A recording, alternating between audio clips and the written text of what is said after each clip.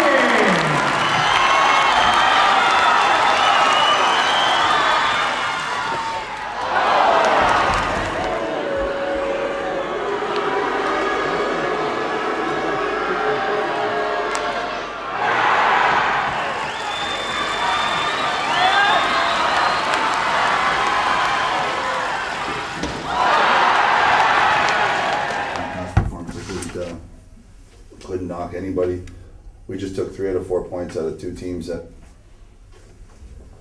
are, you know, with right now with the players we have down and stuff, phenomenal. And I just said it to them, keep your heads high.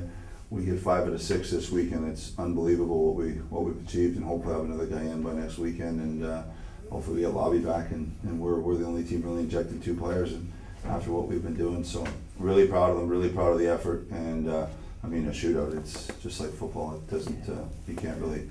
I thought we actually had the better of the chances in the third period. We really shut them down. We didn't give them anything.